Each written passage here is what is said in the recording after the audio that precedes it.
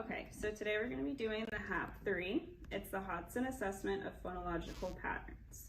Basically, you have these items set out in front of you. You're going to pick them up one by one. You're going to tell me the name of them, and you're going to put them in the basket. Okay? Fish.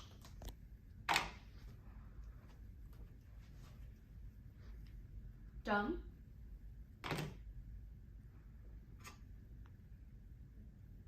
Fork.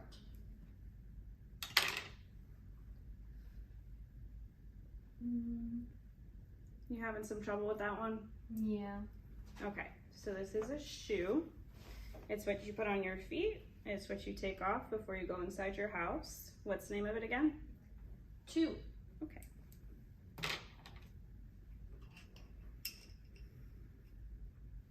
Glasses.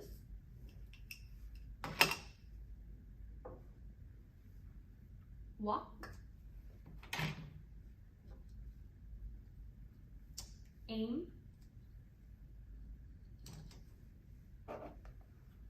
Boat. Good job. Okay, so now I have one boat. Now I have two boats. So both of them together would be called Boats. Good job.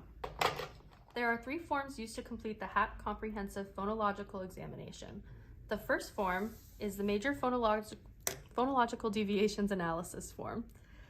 It is used to analyze speech and sound deviations that occur during the child's naming of the 50 HAPP 3 stimulus words.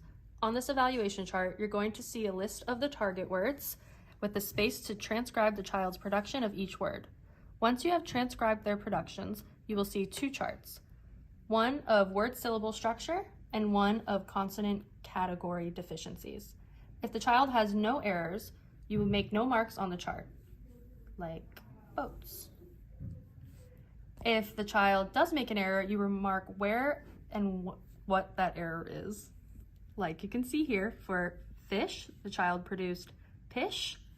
We crossed out the F and put a P on both charts. Once you fill out this chart, you transfer this information onto the Substitutions and Other Strategies Analysis form. This form is used to record substitutions, distortions, additions, and position changes. As you can see here, the numbers on the side correlate to the numbers on the previous form of target words. There is a list of possible phonological processes at the top. On this chart, you will be marking all the phonological processes that were observed with each target word so that it is easier to identify the processes the child is commonly using. You can see here where for word number 8 with pish, we marked off stopping. The next step in completing the comprehensive phonological evaluation is to add all the marks from the first 2 scoring forms and record them on the phonological evaluation form.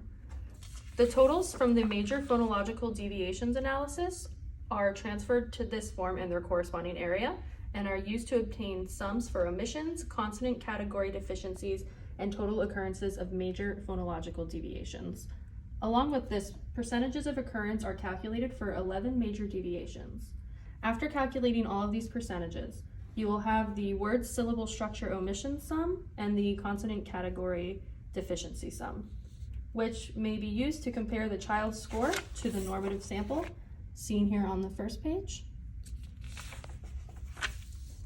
The totals from the Substitutions and Other Strategies Analysis form allow the examiner to see what processes the child is using most, such as stopping, fronting, backing, a long list.